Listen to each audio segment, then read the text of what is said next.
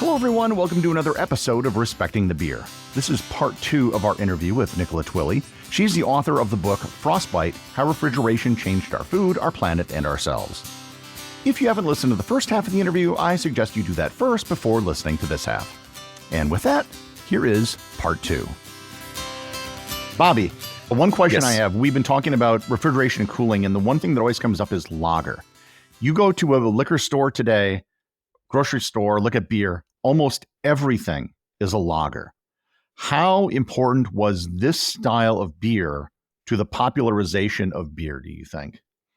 Because you don't see a lot of, you see more today than you used to, but lager really was, most people think of that as beer. Right. I was going to bring this up a minute ago in asking a question of chicken and egg. Was it the brewers or the Germans in waiting that became the consumers of these beers, or was it the Germans, the brewers and the technicians that drove it to become? So we're talking about beer a lot, but in a lot of ways, we're also saying lager. This was not just beer; this was lager that was driving all of this. So, to clarify your question, yeah. Well, so are you asking? Is it that the Germans, like in terms of like technology development, were like, oh, here's something, we can make this thing cold. Oh, that's cool. I like my beer cold. Oh, that's cool. Whereas let's say I'm going to say a British woman, because women are the ones that should really be behind the sciences. Often were. Oh, I know. With the Pennington, I want to talk about her. Anyway, but like in asking, well, why would I want to make my beer cold? My beer's not cold, so I'm not paying attention to this technology. Well, I think I'm just saying that the Germans drove the expansion of beer over liquor, over cider, just because I think they had a populace that consumed more beer, and the beer they consumed was lager. I think that really laid the bedrock for the introduction of beer to most of America at the time, and we've lived with that now for 170 years as being the bedrock of our beer culture. I think you're right. It's a lager drinking culture. And there was this huge influx of German Americans. And it is also a very pivotal time. So just to point out, like, this is a time where American cities are expanding, like doubling in size every decade.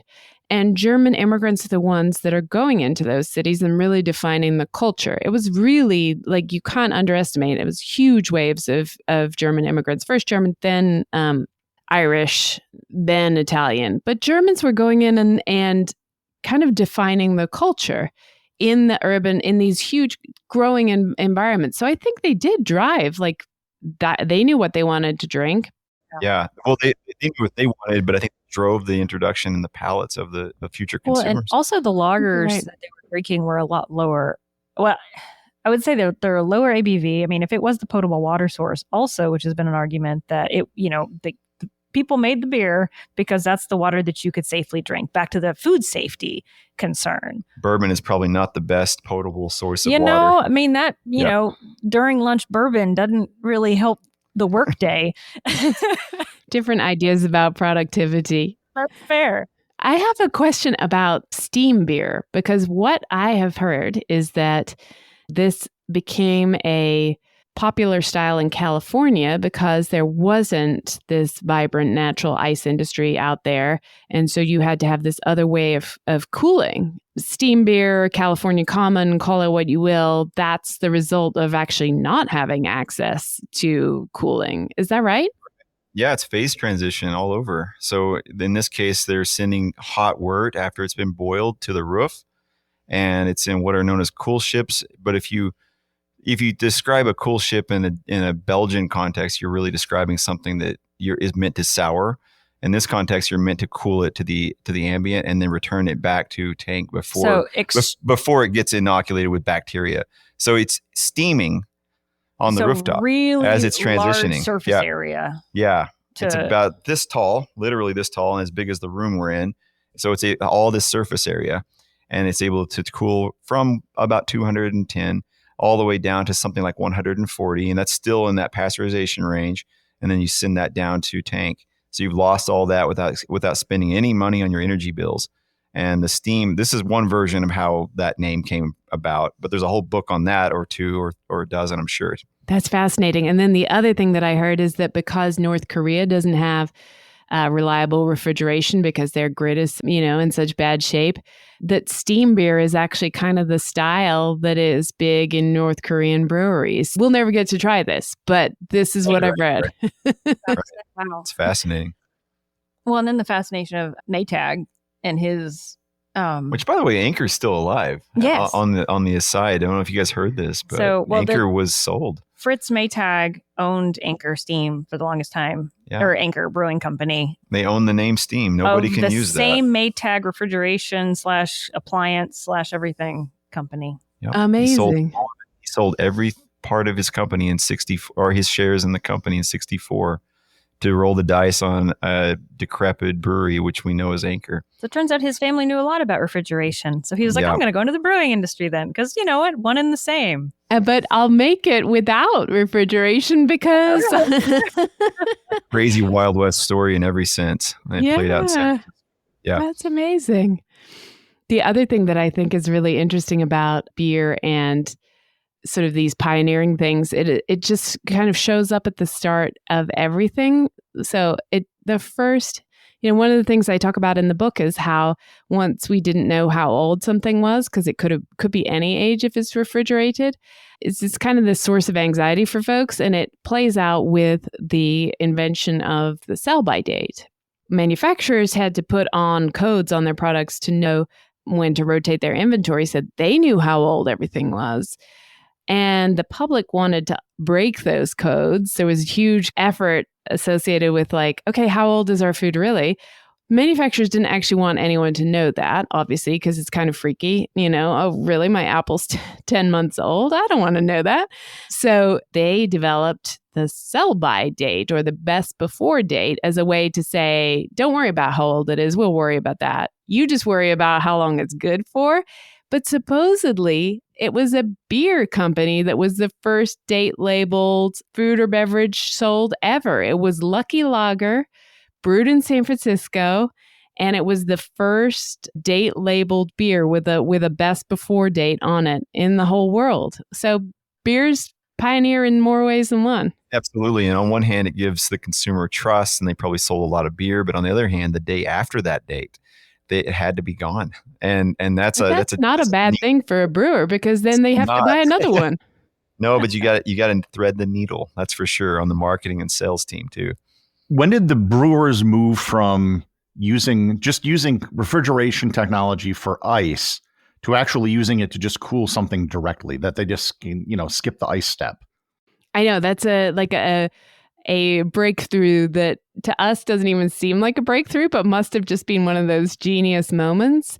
To the best of my knowledge, it happens in the 1880s, actually in Germany, using brine coils to cool the storage cellar rather than the ice tanks in Dortmund, Germany. So again, a brewer who's just like, hey, I could cool the whole cellar. I don't have to make ice. I just cool the cellar.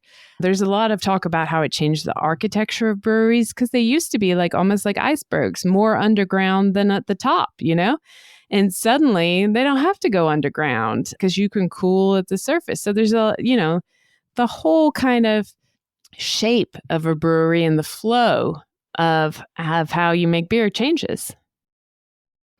Yeah, brewers are like sled dogs. They once there's a market, they're going to go for it, and they're going to figure it out, and make it more efficiently, and make it better than the next guy. But our whole building is built around where the coolers are, because we do both lagers and ales, and our cask conditioned ales actually need to be a slightly warmer temperature. And so right behind, we have this beautiful stained glass back bar, and right behind that, immediately behind that, is our large cooler for our lagers. But then in the room that's next to it, we put some insulated walls, and we cut a small hole in the main cooler, and we have a little computer fan that runs and just pulls just enough of it cools it just enough so we can maintain two different We're simulating the cellar conditions you might find in a pub in England. But we built the entire building around where the cool spaces were going to be. It's at the center of the operation. Yeah. Mm-hmm. Absolutely. Now, here we have a situation where we're letting the beer actually mature and change, whereas the lager is meant to be preserved. What's so interesting what you're saying as well earlier, it goes back to what you were saying about how the reactions happen more slowly. There's been some work done on leftovers in the fridge, and everyone knows that a curry is more delicious the next day. Why is this? And it's a sort of similar idea of if the flavor volatiles that have, now dissolved in the oil can travel slowly and open up kind of slowly in the fridge environment, that you get that more rounded flavor. Again, this is something that I think needs more research, but there's been some culinary research into like, why does that give you a better, more mellow, but a depth of flavor that you don't get just when you've just cooked it? And it's partly to do with that slow penetration, I think. So we're going to have to get a flavor scientist on here next, Gary. Oh, this is opening that up. I was talking to my boss earlier about the direction of my research. Maybe I'll take it away from like the lithium battery stuff that I do for the day job to actually be like, you know what? No, kids, we're going to study curries. We're going to look at the chemical pathways of curries. Like, okay, I like this investment. There's no future in lithium batteries. I know. I was going to say, who needs lithium batteries? Definitely, like tasty curry is where it's at. Curries. Oh my God. Curries and beer. That's what my new research Stanford promotion with that. Curries and beer. Sounds great. Before we get too much further, I know Allison had brought this up. Why don't you tell us the story of Polly Pennington and her role in refrigeration technology? Because I know Allison's just kind of giddy. She's just a badass. Oh my God, I'm so excited. She's a total rock star. So her full name was Mary Engel Pennington, but she went by Polly always. People knew her as Polly, except for if you met her doing government business, where you would meet her as Dr. M.E. Pennington, and very carefully using the initials so that straight away people would walk in and ask to speak to Dr. Pennington, assuming that was a Mark or a Matthew, and nope. It was a Mary. She was a lady, but her story is amazing. So she was born in Philly at a very young age, fell in love with chemistry. There's this amazing quote where she goes to a library and starts reading a chemistry textbook and has this, she's like age 12, but she said she had this sudden sensation of an invisible world that became real to her when she was reading about chemistry, and it just absolutely fired her up. And this is obviously an era where not a lot of women pursued further education, and even fewer of them pursued it in chemistry. But she petitioned the University of Pennsylvania to let her study, and she did. They let her in. At the end, they wouldn't give her a Bachelor of Science. They were like, actually, we can't do that. You're a woman. We'll give you a certificate of proficiency instead. So obnoxious. She carries on. She persists. She writes a PhD on refractory metals, so tantalum and niobium, like the ones you can't wear down, like her. And then she graduates.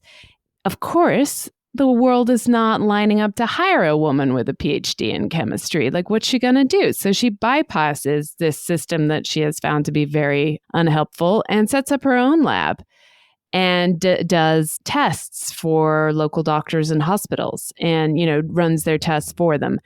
And people found immediately she could get things done. She did her job well, but she was also very persuasive and very kind of good at navigating challenging situations. And so the city of Philadelphia hired her to clean up its milk supply. And she just was so much more. She didn't go out and tell people you have to boil everything. Okay, great, done. She went out and she showed them what was growing on their equipment, and she showed them what it was doing to people. And she made it sort of a story that brought people along with her, and she cleaned up the city's milk supply. It was a huge success. And that brought her to the attention of a guy called Harvey Washington Wiley, who had been really the guy who campaigned for the first food safety regulation in the U.S., the Pure Food and Drug Act of 1906, which, remember I said how everyone was dying of gastrointestinal disorders? Yeah. So this is the moment where food has started to travel a long way, and people are in cities getting their food from they don't know where, and it's killing them. So Harvey comes in. He's responsible for cleaning up the food supply. Among that is the refrigerated food supply, but he realizes, I don't know what the laws should say, because I don't know if it's safe to refrigerate a chicken for 2 days, 2 weeks, 2 years.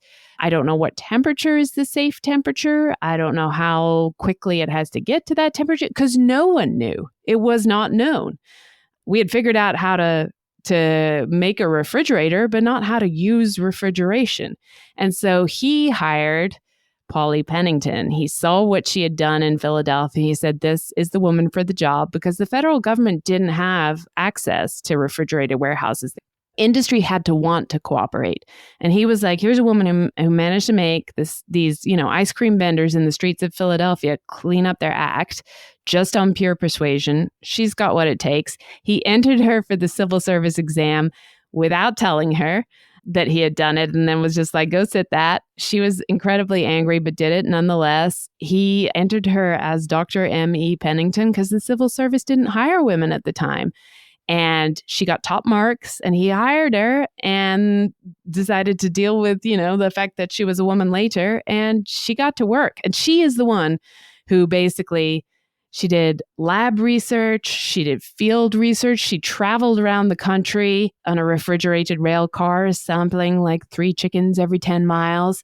She did a lot of visits and kind of talking with the industry and solving their problems, making herself a trusted figure. And she is the one who basically made Americans trust refrigeration because she figured out how it needed to be done safely. She redesigned the refrigerated rail car so it actually worked. She set the temperatures that everything had to be stored at. She came up with the rules and regulations for how long, what temperature.